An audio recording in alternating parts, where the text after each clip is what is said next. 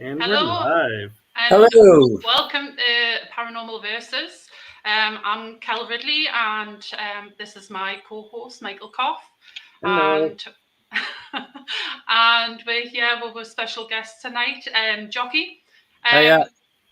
So, Michael, I'm just going to let you crack on. So, Jocky is kind of going to have to give us a moment because Kel and I I say Kel and I was doing genealogy and Kel asked me to do hers, and we found an interesting connection that we thought would be fun to share with everyone. So, if you all will bear with us, I got a 30-second presentation introducing the connection, and then Kel and I and Jockey can chime in about it. So, here we go.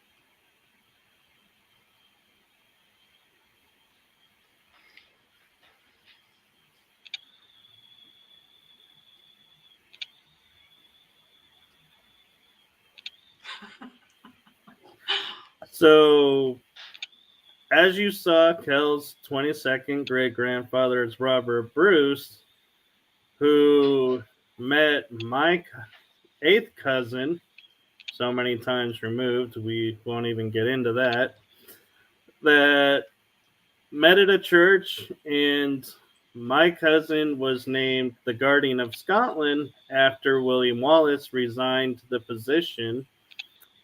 And they found Robert the Bruce was secretly giving papers to England against my cousin, and so they had intentions, I believe, to come to a peaceful resolution, but we all know how Scottish tempers flare.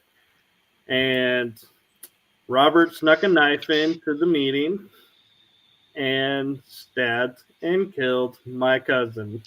Sorry. So, do we have that story right, Jockey? Yep, you do. Yep. I meant to say to you as well. I actually only stayed 10 minutes from William Wallace's birthplace as well. Wow. Wow. They've got a kind of kind of small monument there, but it's only in a small town. It's in a place called Eldersley, which is in a place called Renfrewshire, and that's where he was born. Wow. Literally 10 minutes away. What are the odds? Yeah, I'd love to go there. Yeah. So I was just commenting when we were backstage how the universe works, that Kel and I find this Scottish connection, and our guest is from Scotland and happens to live near the location, a lot of these locations. So it's like, how perfectly timed is this that we found this all out? And I'm going to take a pause for a second because Kel's got a message here. Theo's watching. He's shouting, "Hi, Gran, talk to me." Hi, Gran. Love you, Theo. What am I saying hi, Gran, for? I'm the Gran. Hi, Theo. Told you I'm not with it today. Hi, Theo. Love you. Hi, Theo. And, okay, everyone in the chat room, if you please give StreamYard permission to use your name, we can identify you, because like here, we just know you're a Facebook user saying hi, so we would like to acknowledge you. And Kel, someone's noticed your title. Yeah. Obviously, I'm the 22nd great granddaughter of Robert the Bruce, so I thought I'd change my title to Her Royal Highness. So everybody's got to call as Your Majesty from now on. And y'all will notice I have TRG on my title, which stands for the Rifle Guardian. It's just a little play on the titles in our history. Just having a little bit of fun here.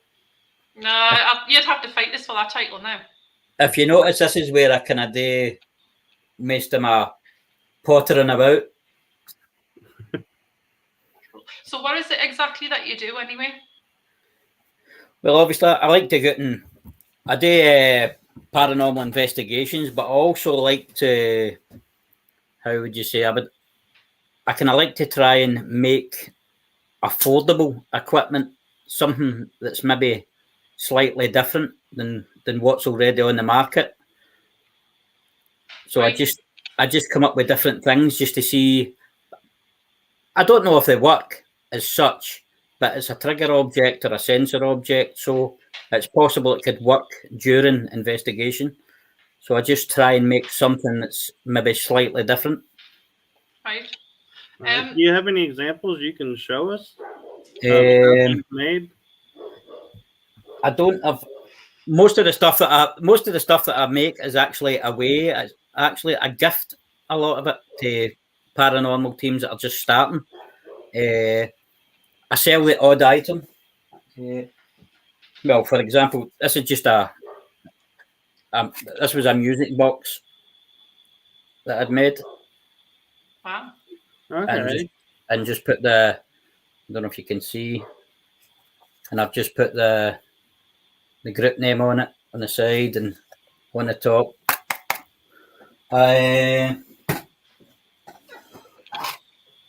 So on that music box, can you change the music, or is it set? Yes, music can be changed. It can be altered to suit. Wow. This was a prototype. This was the first one that I'd made to try it. This is a shadow detector. Obviously, and it's 360 degrees, so it can be sat in a doorway or in the centre of a table. And ideally, if anything walks past, it's going to light. So I haven't seen any of these at all in the market. Wow. So where do you find your inspiration to build stuff like this? I just sit and I just think and see what I can come up with. It's slightly different. Yeah. And then I give it a go and I gift it to teams and let them try it in the field and see how they get on. But the equipment seems to be doing quite well. There's a lot of people interested in what I do. Yeah. So, and I've got another piece.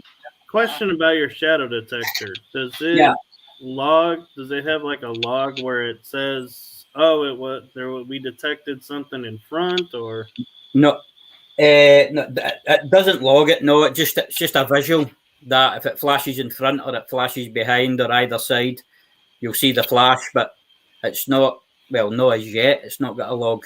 That's a good thing maybe to incorporate. Right, because I know sometimes, like, I have a motion puck, and if I don't have a camera on it or standing there, I don't know it goes off. Yeah, so that's why I was curious if it has a log. Yeah, I tended to put the K2 meters, wired speakers onto them as well, because I like to sit them in different rooms as well, because a lot of the times if you're live streaming, the K2 is picking up on the energy from the phone. Right. So I like to put a speaker on the back and sit in another room where I can hear the K2 going off while it's in another room. That's a good idea. I could either try and incorporate a log into the shadow detector or maybe put sound on it so that we know it's going off. Yeah, that would be an interesting thing too would be is maybe put because there's 4 main areas, maybe do 4 different sounds so you can go, oh, something's in front of and to the left of the shadow device. Yeah, well, I've kind of halfway started. It's a Ouija board, but it's going to work on the same way as the shadow tracker. I'm going to use it where the letters are going to light up when it's activated, and hopefully we can get letters, numbers, or even a name at some point through the Ouija board. Wow. You're pretty brave to be wanting to do a Ouija board. Yeah, I've got 5 or 6 up on my wall just now. Wow. I like them. Yeah, I've got a Ouija board. Mine's a self-propelled one. It was built by my old team member, team leader, Drew Bartley. He invents things like the way you do, so that's what he did. And everybody doesn't like the fact, like my best friend won't even give him the car of his, especially when I've got the Ouija board. Is that the board where it's got copper? You put your finger on the copper? No, it's you don't touch it at all. It's all done with magnets, and it's like got a can't remember the name of it. Electrical magnetic field that it's meant to like obviously pump out, so you don't have to actually touch it yourself. Right, so in theory, it should move on its own. Yeah, so it's working off EMF. Yeah, but it's triggering it. Yep. This is my latest. This is my latest thing. I'm kind of halfway through this. This is going to be a Ouija board that's going to work off sensors. Wow. And when it stops the letter, it'll light up in a letter. Mm-hmm. When the motor's reversed, it'll either be the yes, no, or maybe or unknown will light up as well in the inner circle. Yeah. So what will happen is this should run one way, and when the other sensor picks up, it will run the other way to activate the inside circle.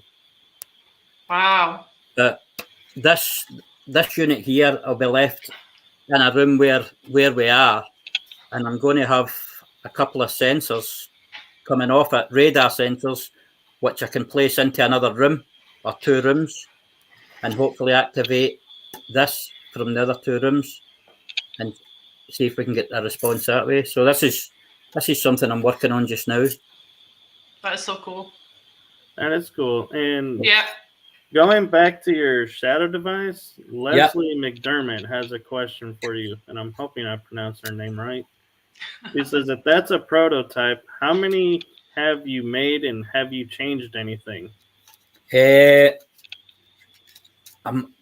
I think I've made maybe in total, I've maybe made about 20.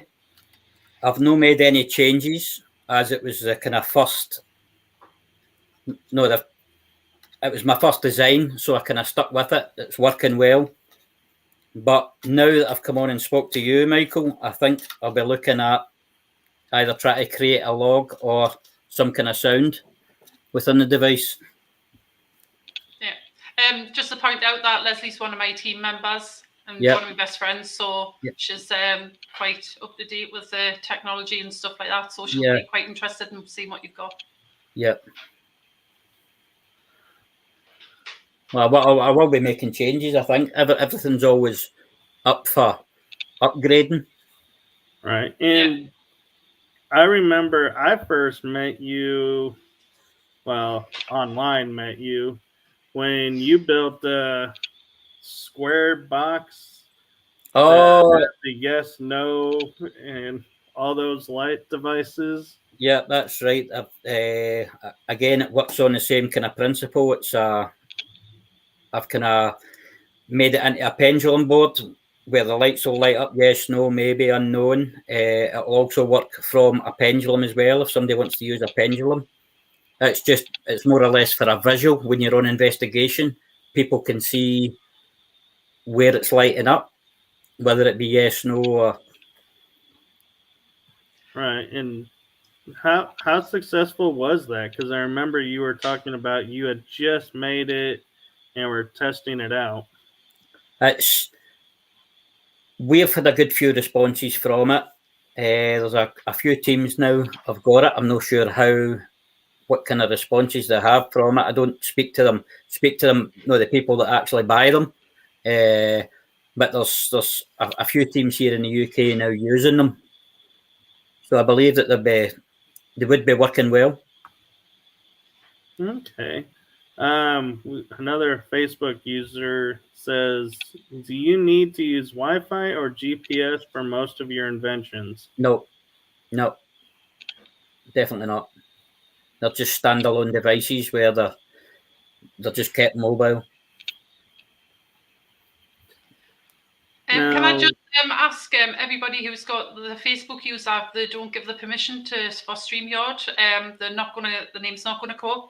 So can you all just put your name at the end of your questions, please, if you don't mind? Then it'll make it easier for us to figure out who you are.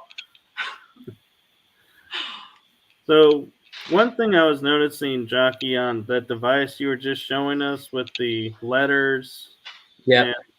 Everything is. One thing I was noticing is sometimes, like, we'll say how many are here. Is there 1, 2, 3? And so it's like it'd be interesting to see if there was a way to put numbers on there, maybe that they can light up 6. Yeah. That device is not. That device is not going to be the prototype. I do know that I'm going to have to incorporate numbers into it as well. That was just it was like a first print, shall we say, just to see that I could get the wheel and the base correct.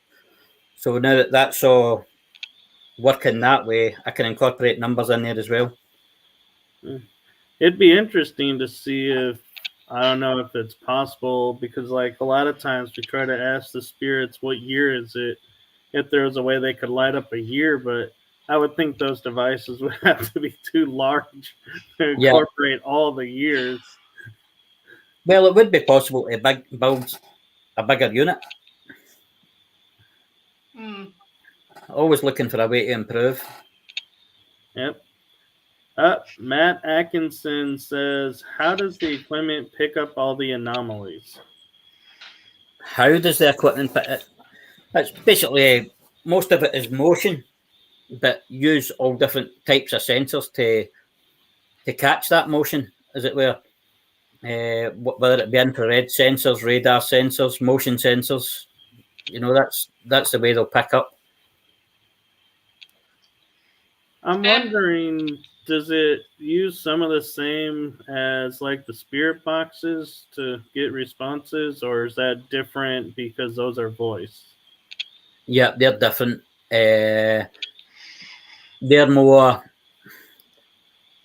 how would you say it? Obviously, that is an audio, so that's obviously picking up on white noise and things like that. We don't. This equipment won't run as an audio.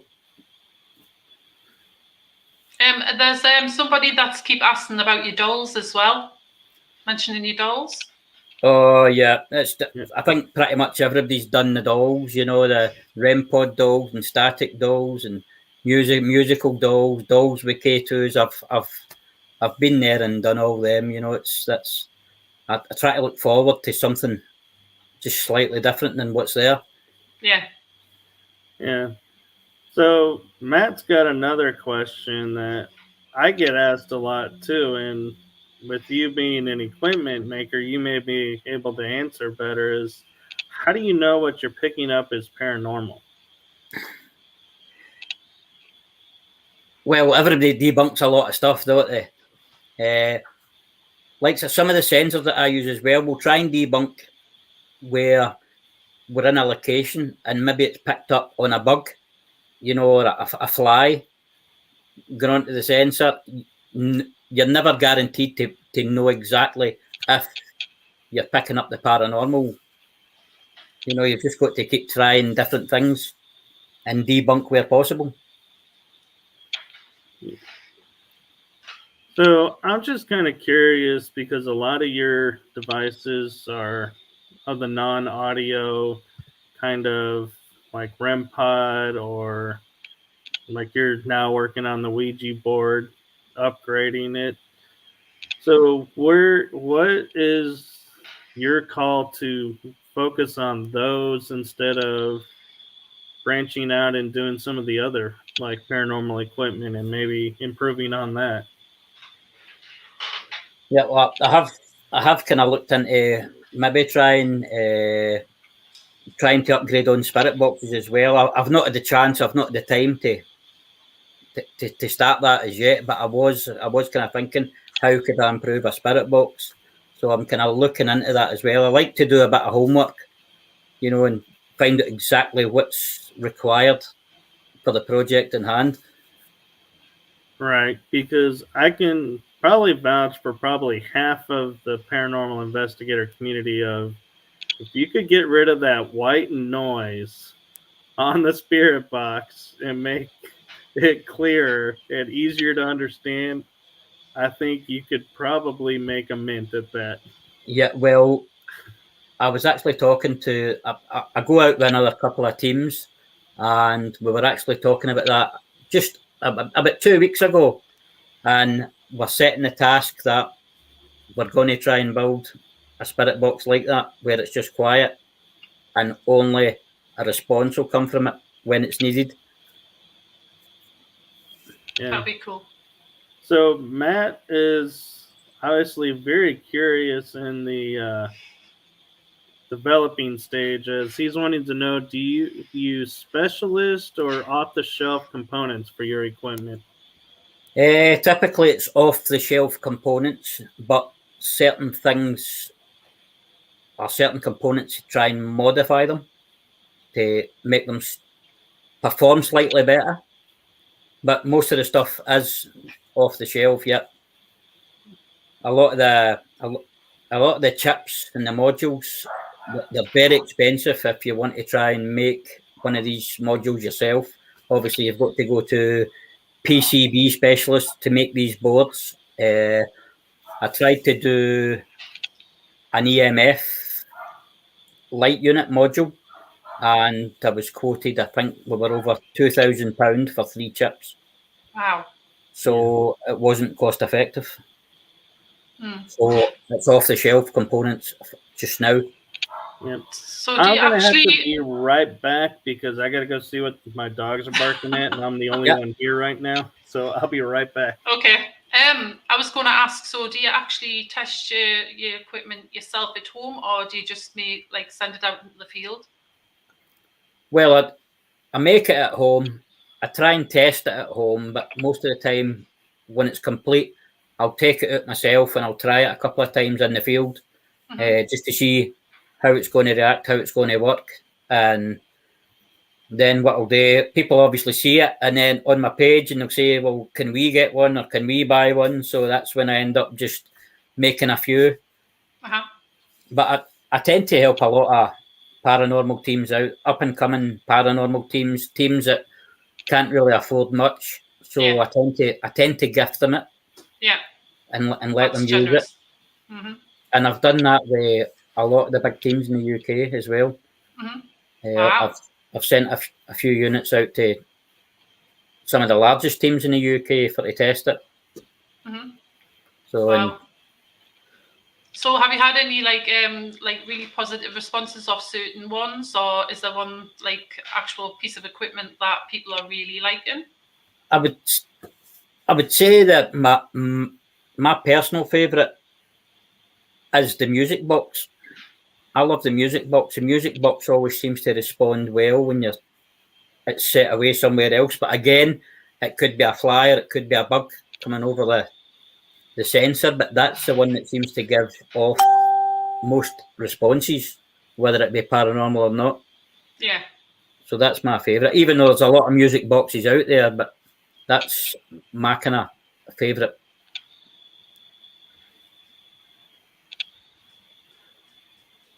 So I'm kind of curious, Jocky, do you have any notions of developing like a piece of equipment, like you're saying, like the box that you had developed, but putting it on wheels and that it can like follow you in the room, so you don't have to like pick it up every time and move it somewhere, make some of them mobile?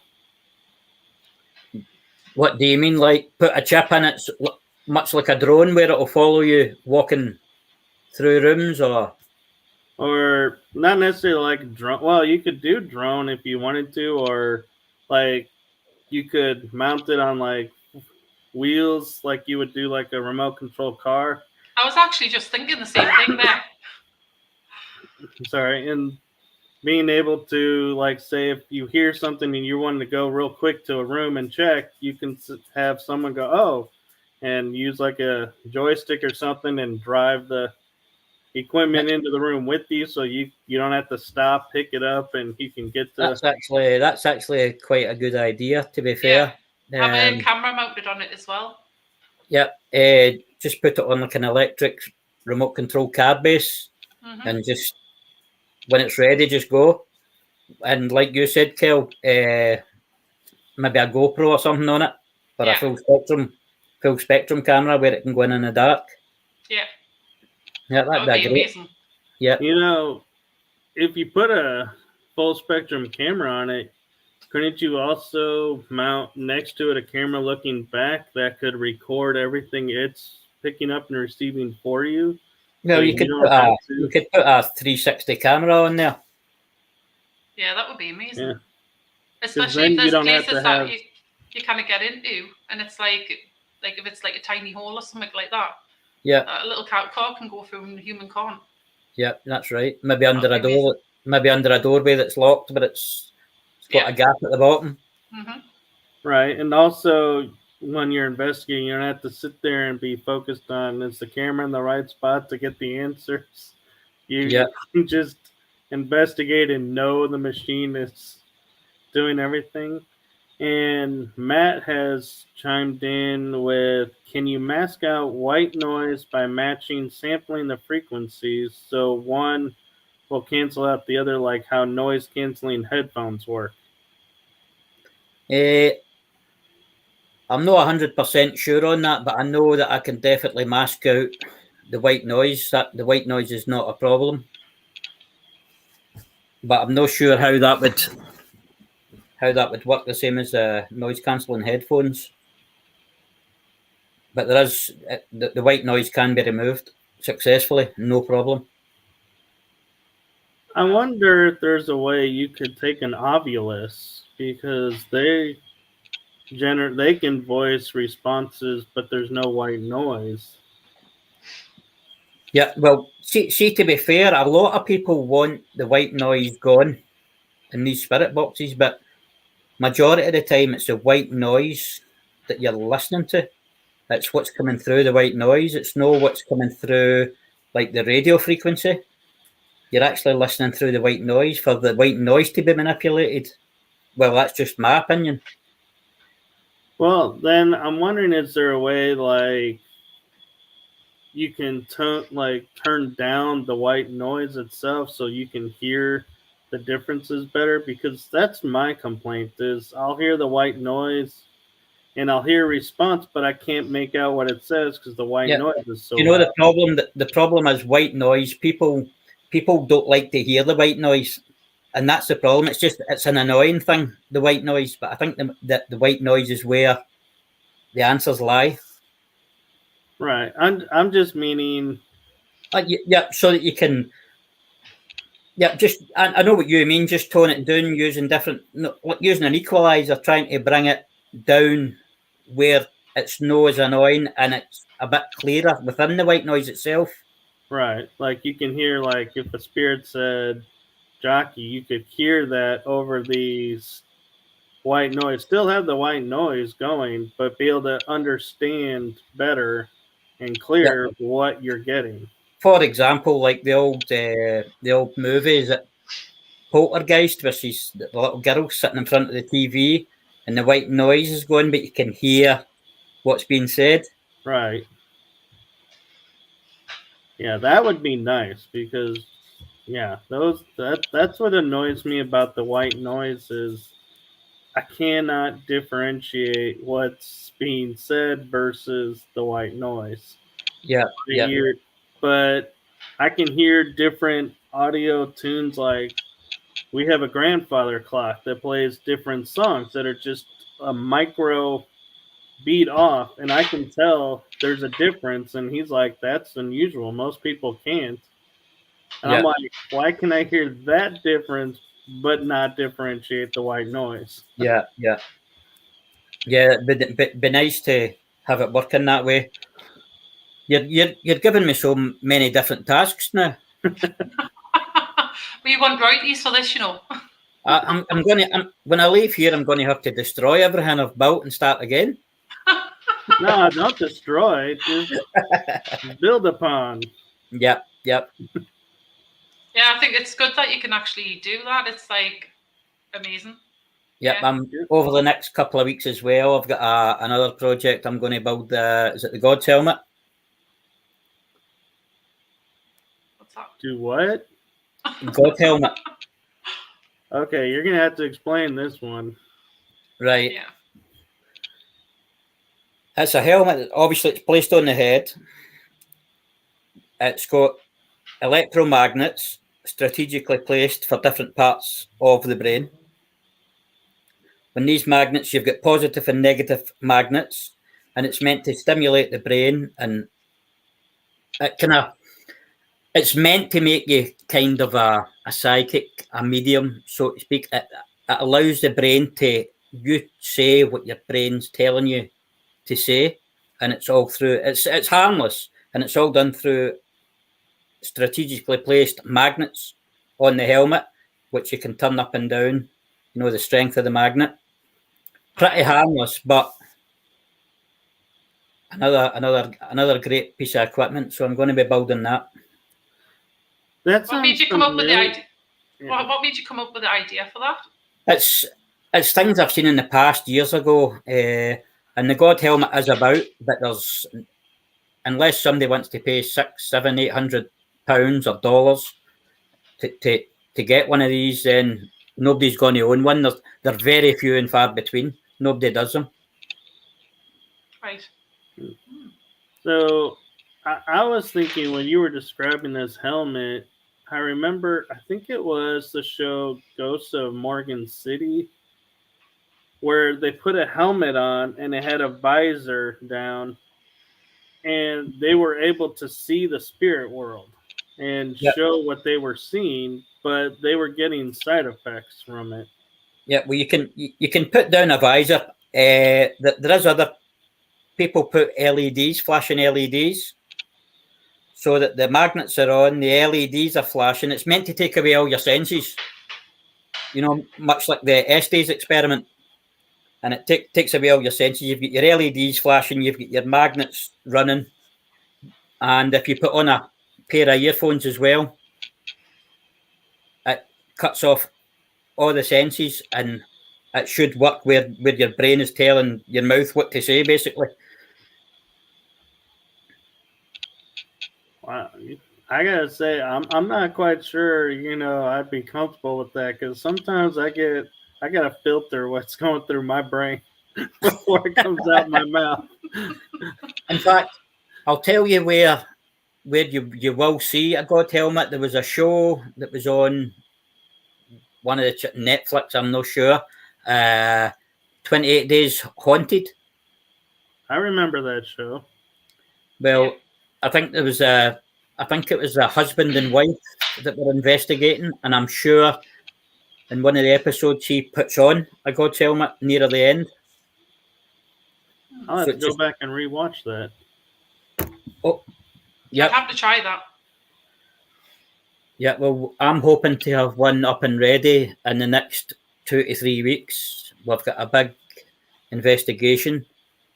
I think it's the 13th of May, and I'm hoping to have one ready so that we can use it in this location that we're going to. Wow. So going back to the Scottish part of, you know, what we were talking about, do you ever go and investigate like places in Scotland where, like, say, William Wallace was, or any of those that draws you there, or are you more like, hey, I live so close, forget it?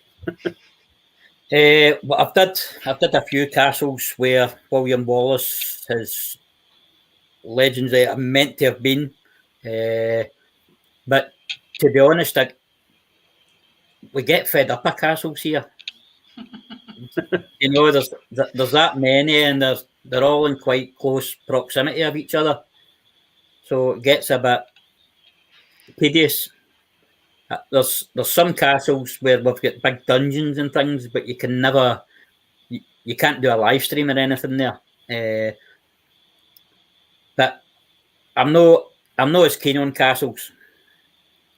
I like to do, like, you know, old mansion buildings and things like that. I would love to come to America and do some of the old hospitals and things like that over there.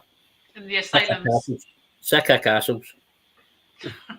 See, I think that's what's kind of funny, and that's kind of what our show's about. Is I'd be like, man, if I could do castles, I would be like once a week in heaven doing a different castle every week or every few days, because we don't have a lot of castles here. Well, I was like that when I first started, but I'd before I even started in doing paranormal investigations, I had visited most of these castles in the past anyway, and I went out and I've did most of the castles here, and I'm just looking for something new. So I'm kind of curious, and I'm not sure on geography of Scotland. Unfortunately, I'm not that keen on it, but both Kel and I are interested in the Battle of Culloden. Have you been there and investigated there? I've personally not been there. I've been and I've visited it. I've just never had the chance to investigate it as such. A lot of history, a lot of history there, but just never had the chance to investigate it. It's definitely on my bucket list. Mine too. Yeah.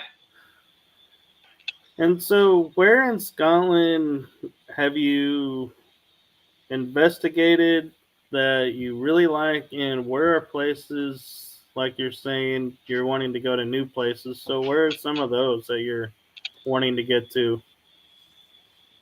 One's on the bucket list that I would like to go to would be the Winchester House. Is it a place called Willow's Weep? Have you heard of that? Willow's Weep. And there's another place as well. Is it Hull House Hospital or Hull View? Come on, Michael, you're the expert in America. We do have a lot of houses here that are haunted.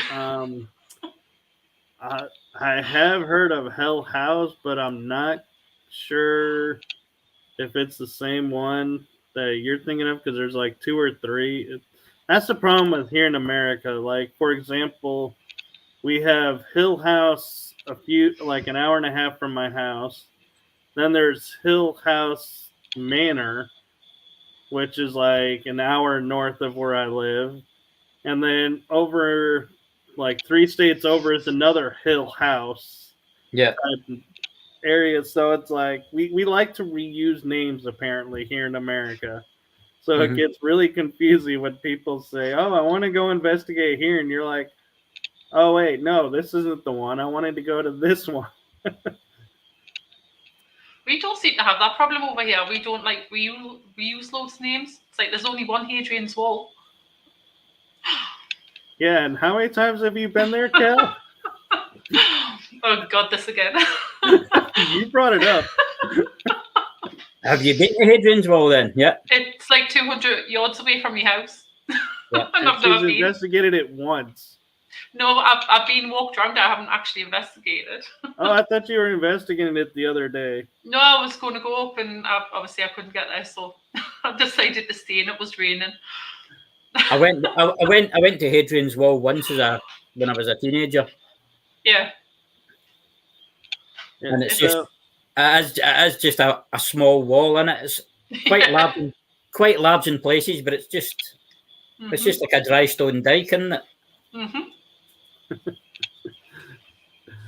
So Matt is asking, what has been the best verification of paranormal activity you've ever captured using your equipment? Well, first of all, it's hard to say that it has been paranormal to begin with. It's just like every other team, all the equipment, we get responses from all different equipment. But I would still say it's possibly not been paranormal.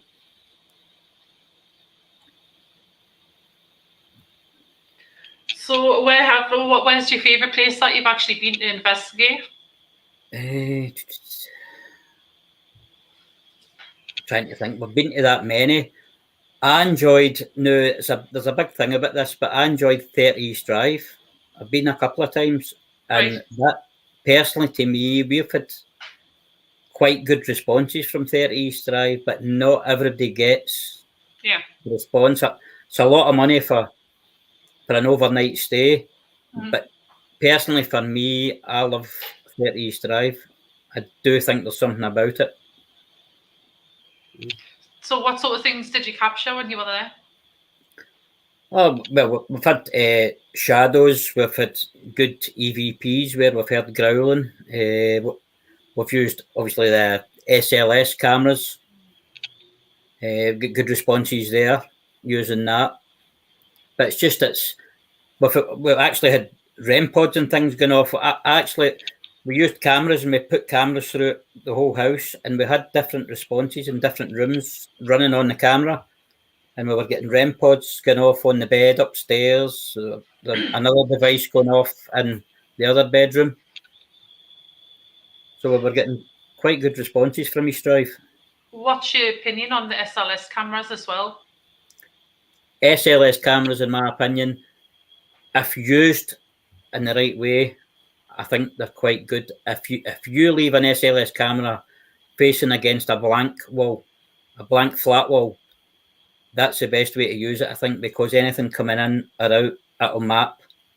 Yeah. But as you know, the SLS cameras, they pick up on if there's a crack in the wall or whatever, it'll map it as a figure, or a tree outside, it'll map it as a figure. Yeah. So I think if it's used against a black flat surface, a blank flat surface, then I think it's a good piece of equipment if used correctly.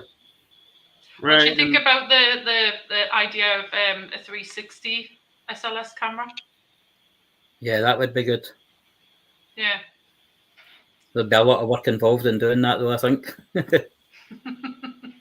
Well, and you would have to find a room that has flat walls on all four sides because, yeah, Jocky's right. When you have like a piece of furniture or something sticking out from the wall, it starts mapping that furniture as the spirit moving around. And that's where I've noticed a lot of people, I think, are getting false positives, thinking they're catching spirits moving around somewhere because they're mapping something sticking out of the wall that they don't realize. Yeah, even like a door edge or the door frame, it still picks it up and maps it as a stick figure.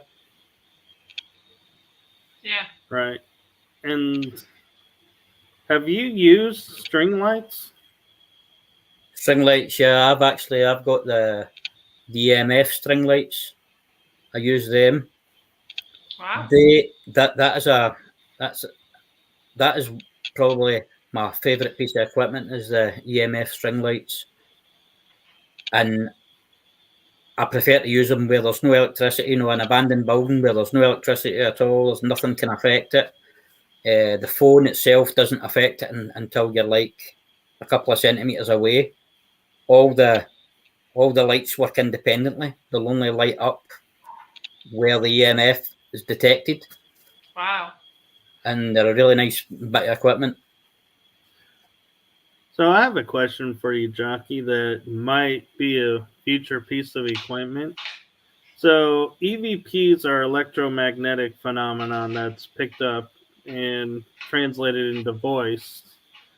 So is it possible someday that we will have like something that we could plug into like our handheld recorders or our cell phones that will light up when we're getting an EVP response to a question during a session? Yeah, I believe that kind of technology will be out there just now. It's just not been incorporated into EVP devices for the paranormal as yet. But I do believe that technology is there. Yeah, because that's the one frustrating thing is because you ask a question and everybody has different ideas of how long to wait for the response before you ask the next question. And then you got to go back and listen. And then if you don't know if you heard something or if it was just a blip on the recording. And so, yeah, that would be, I think, super helpful if you're sitting there and all of a sudden a light comes on and you're like, okay, I know I got to go back to this time frame to listen to hear what they said. Yeah.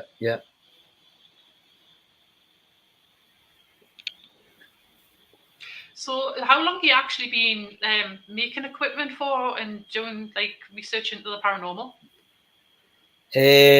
Researching for the paranormal, probably only the last 3 or 4 years.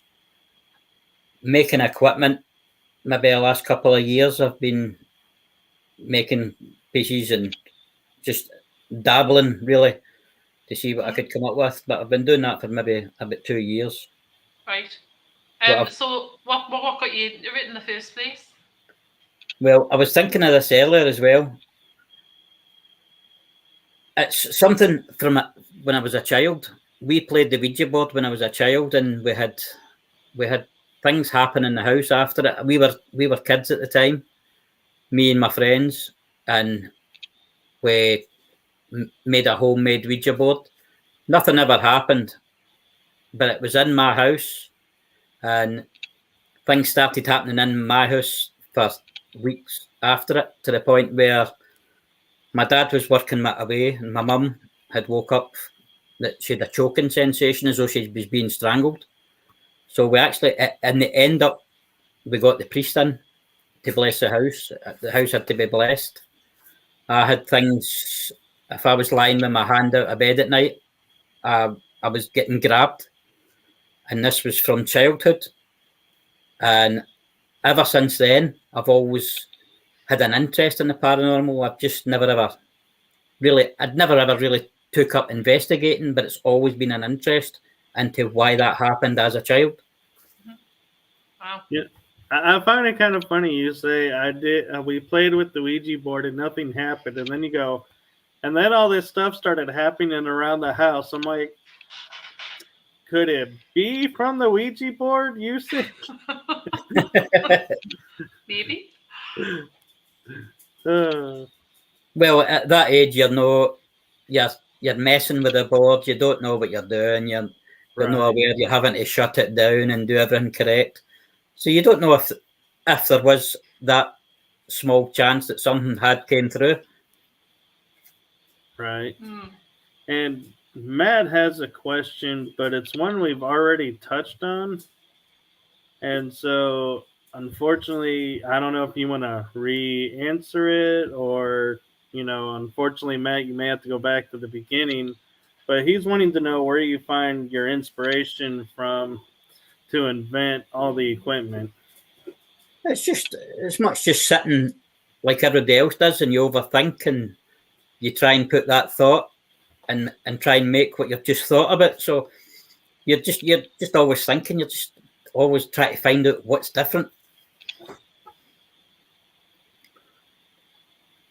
Well, you've got quite a few ideas to go on now, haven't you? You've got to be busy. I know. I like the idea of the camera on the kind of remote controlled base. Yeah. I like the idea of that.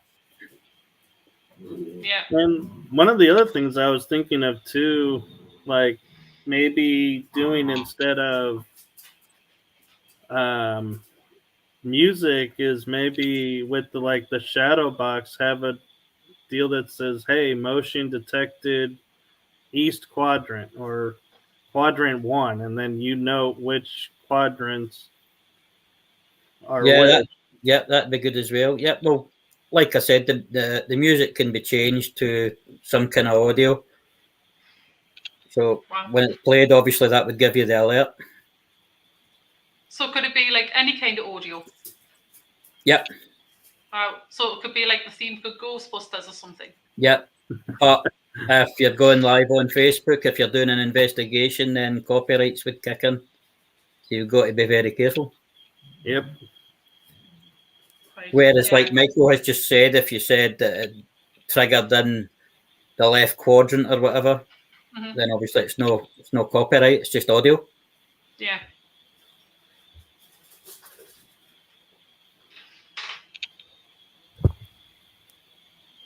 Michael, you got anything to ask? I'm just curious, when we were talking about, before we were backstage, and you were saying that you had a device that you were working on, that you were kind of in the process of making. Did we can you talk about that one some more, or did we already hit on that one? Yeah, we've hit on it already. Yeah, the one with the round Ouija. Okay, I just wanted to make sure we. Yeah. That's amazing, that one. I'd definitely love to try something like that. Yeah, well, what is your team, Kelly? And my team's Jodie Supernatural Research. You'll need Couldn't get any to. words out there. Do you go out quite regular? We haven't been out much this year. I think we've only been out once this year, but that's because I've been ill. So hopefully, I mean, in the next couple of months, we're going to be going out really regular. Now the weather's picked up as well. So well, once I get this working the way I want to get it working, I'll be happy enough to send you one down to trial it. Oh, that would be amazing. Thank you. Yeah, If that's one that you like. Yeah, definitely. We're planning on coming up to Scotland anyway to do some research into my family's history that Michael's done. So we're going to do like little videos and try and get some investigations done when we come up there as well. Yeah, and what I'll do is when I've done the God helmet as well, if I'll send you the finished article, I'll show you what the finished article looks like and how it works. Wow, that'd be awesome. Yeah, that'd be absolutely amazing. It's pretty safe. The God helmet's pretty safe. The magnets are not strong enough to interfere with anything in your brain and damage anything. Right. I'm not really worried about that. I'll try anything, mate. You say that now. Well, yeah, you only live once. So Matt has got a good question for you. Is how can people contact you to commission the build of some equipment? Message. Just get me on Facebook. Yeah, that's a good answer for you.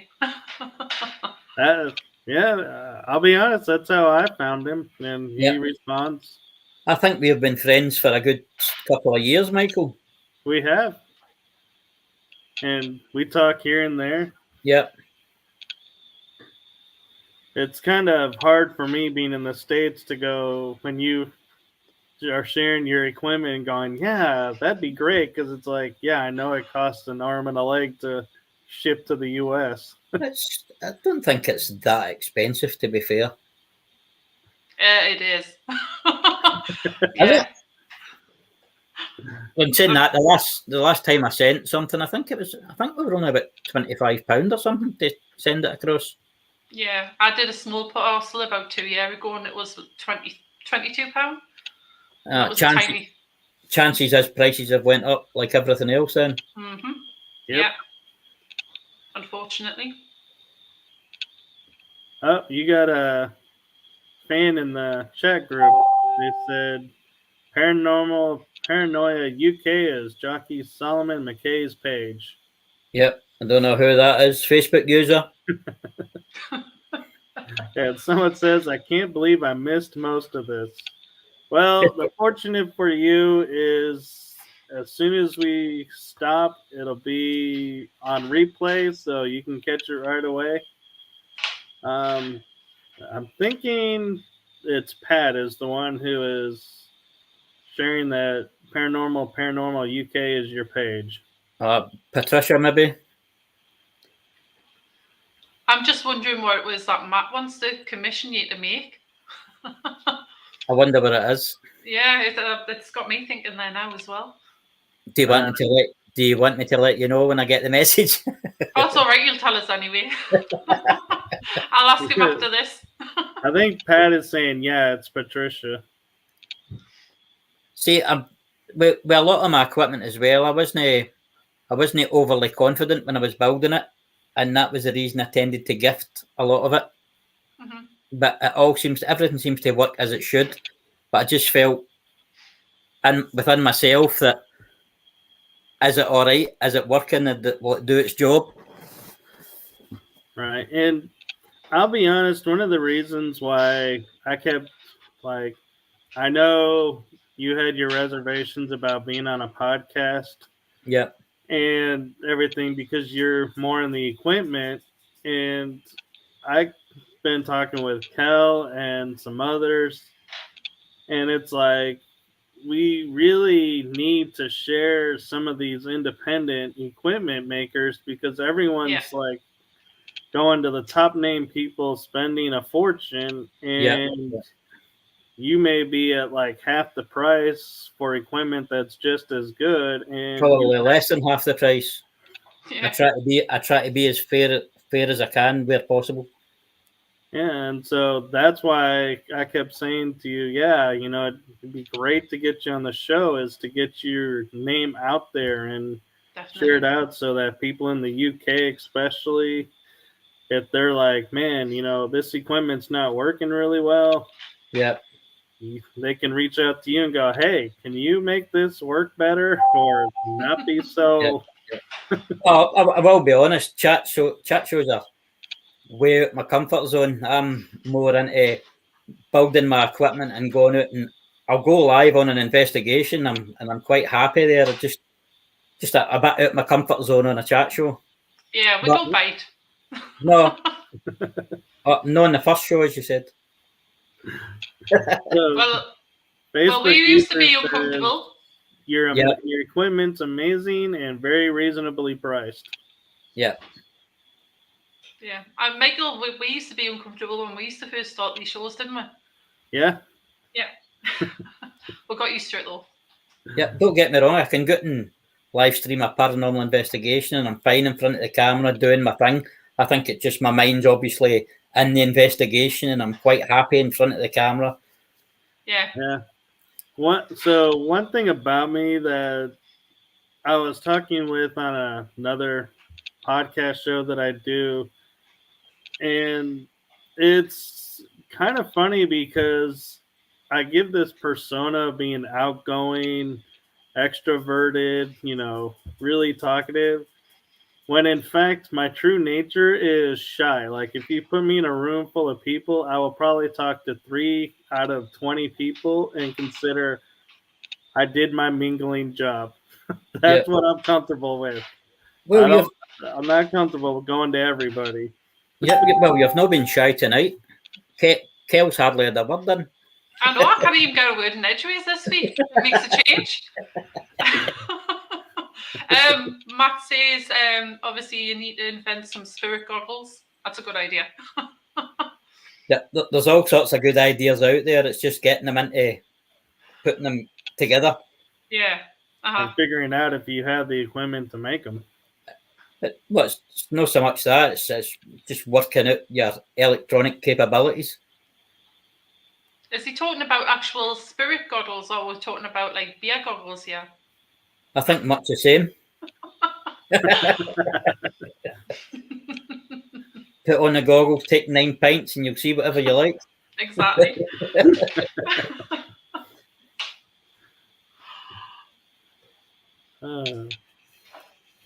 So have you been to? Well, yeah, you have been to the UK, haven't you? You've just said you've went to East Drive. Have you been anywhere else in the UK to investigate? I was down in a place near Wales just before the end of last year. Oh, Bakewell House Museum. Right. Have you heard of that? I don't think I have. It's a museum house, but I went in there with the invite from Ghosts of Britain Project Reveal. Right. I went in there with them. That's the home of the Bakewell tart. Mm-hmm. All right. Yes. Yep, and it's an old museum in there. I don't know what they paid for it, but I know it was a very expensive venue. But we've did loads up and in the UK. We've been everywhere. I travelled down into England maybe 6-7 times a year. We've actually got Derby Jail at the end of June. Mm-hmm. You know, Richard Felix's place. Yeah. We've got that booked for the end of June. We've got a jail on the 13th of May as well. That's up here. It's called Inverary Jail. It's a very old jail. It's also a museum as well, courthouse. Wow. So we're doing that on the 13th of May. We don't always do derelict stuff. We do try and book some venues as well. Someone says I can't wait to go to that. I don't know who it is. Facebook user, that's all I know. What is it with the chat tonight? It's like everybody that's coming through from Facebook, if the name's not coming through. Doesn't usually get that bad. Can't wait to go. Can't wait to go to that. That's Emma. It's Emma. Yeah, that's. I go out with. We go out with Emma every other Saturday. She's a card reader in that as well. Oh, brilliant.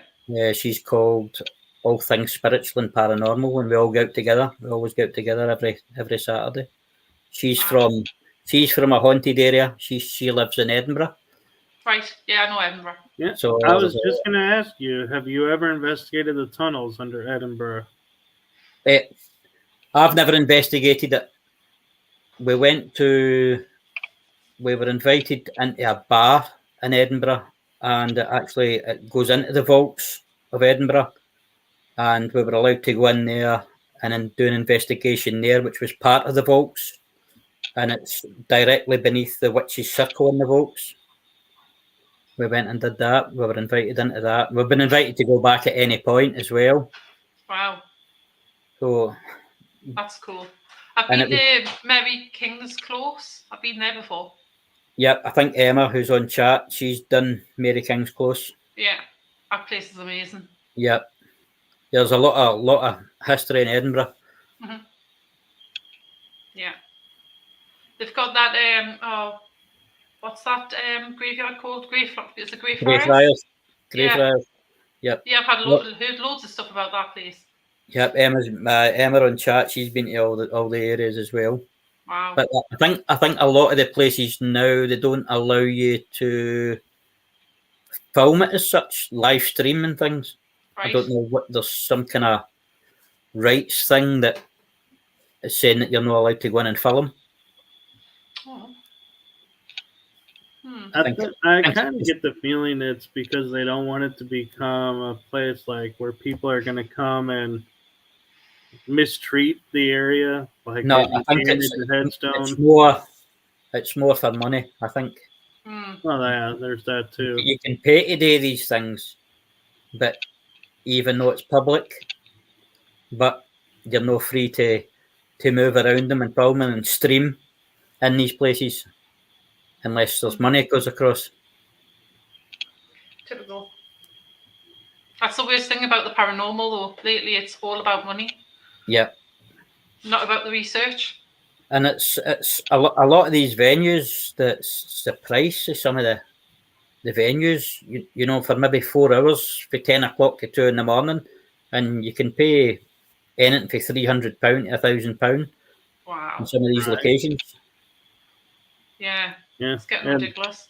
I gotta say, it's kind of fun doing Kel's genealogy because I'm like curious if our family like crosses paths again. It's like I keep going back and going, okay, where's the next connection going to be, or is it going to be a one-shot done? Well, I think if you come across to the UK and you meet Kel, then history might repeat itself. I might kill you. No, wait. So it wasn't my direct ancestor. It was a cousin. Well, it's still a relative. Relative's a relative. A grievance is a grievance. Yeah. Uh-huh. Yeah, I know. And we hold a grudge for like centuries, our family. No, but that was the other thing I was going to point out, though, that is something I think in the paranormal that people don't think about is the history, you know, like Kel and I, yeah. Have you kicked him off? I haven't touched it. He's disappeared. He'll come back on in a second anyway. But what he was talking about is like the history of things. It's like some people don't realize like what was actually in places before, like it's like housing estates and stuff like that when there was like manor houses there originally. Yeah, or it was maybe a warfield, you know, people. Yeah. A battlefield and things like that sitting there before, hundreds of years before the houses were even thought about. Right, Michael, I see you back. You can continue. Yeah. I don't know what I was going to make a comment about the history, and then my computer just blipped out and said, "There's no internet." I was like, "What I was going to say wasn't bad. You didn't have to ban me for it." But you just popped out of existence. It was funny. Yeah. What I was gonna say is, in paranormal, we don't look at the history, and it's like, yes, we had that moment in history, but it's like we had the opportunity today to, like, Kel has said, she apologizes for her half. I've said I've apologized for my half. And it's like we're able to free that and, bring closure to it several centuries later. But Yeah. Well, better, that's how it's meant to work. Yeah. but yeah, and I think, that, has an impact too in the field of, we overlook that part of history and saying, and there's like a German POW camp nearby where I investigate. And I can go there and, I can say, yes, I'm German, and no, we did not partake in this part, but I do apologize for, the atrocities. I am sorry they had to happen. And I think that ripples out and has big impact on the paranormal. Yeah, yeah. Well, all these things happened for the freedom we have got today, unfortunately. Yep. Yep. So anyway, so where can people find you? What's your Facebook page? Is it just your name? Yep, you can get me on my name or on my paranormal page. It's just Paranormal Paranoia UK. Right. You can Okay. get me there and message through the page if they prefer. Right. So if anybody's got any brilliant ideas on any equipment that they want built, to get in touch with Jocky. Yep, just Jocky. hit me up. Yep. Not with it. And Jocky, you're on our Paranormal Versus group page, aren't you? Yep. So you can message them there as well. Yeah. Yep. You can, yep. Yep. Excellent. It's been, like I say, it's been absolutely amazing learning about your equipment and stuff like that. So, like, if we can get your name out there, and what you do and stuff like that, that's great. Thanks very much. It's the kind of first time it's ever been kind of broadcast, about just the equipment. Mm-hmm. So it's been nice. Yeah. It wasn't as bad as what you thought it was going to be, was it? No, not at all. Not at all. It's just out my comfort zone, sitting doing chat shows, but Yeah. I thought might as well just go for it. Yeah, you've done really well. Really, really well. Yeah. Thank you. Yeah. Thanks, Matt. And thank you, Matt. He says Thanks, we Matt. did a great show. Thanks for all the questions. Yeah. Sorry, I blipped out once and had to walk away once. And thanks to the Facebook users. Yeah, every single one of them. So I have a theory of why that's coming through this way. Is StreamYard doesn't allow me to chat to the Facebook page, our group page. We can broadcast there, but I can't comment to it. And so I'm thinking everybody that's on our group page that's commenting is showing up as user. It's not giving them the option to put their name, maybe. Yeah. Yeah, possibly. Oh. I don't know. And StreamYard is strange because I used to stream directly to my personal page, and I would get off the show and I would see like 13 questions on my personal page that never showed up in chat. And to find out it's the same thing, it's the reverse where anybody on my personal page couldn't, StreamYard won't register their questions or comments. I was like, geez. Right, I think we're going to have to wrap it up now. It's that time. So I'll just finish off by thanking you again for coming on the show. And if anybody gets in touch with us, we'll forward it on straight on to you. But I'm damn sure people will be wanting your equipment. Yeah, thanks for having me. It's been nice to meet the two of you. And you. Yes, it's been a pleasure meeting you. I've enjoyed the stories and hearing about where the equipment came from and what it's possibly evolving into. Yeah. Yeah, and I look forward to actually trying some of your equipment as well. That'll Like I be say, really interesting. when I get that one finished and done the way I want it, I'll send you one down. Brilliant, excellent. And All right. I'll let all the, like, obviously everybody know what happens, like what we can pick up and stuff like that, and obviously give you a shout out for it.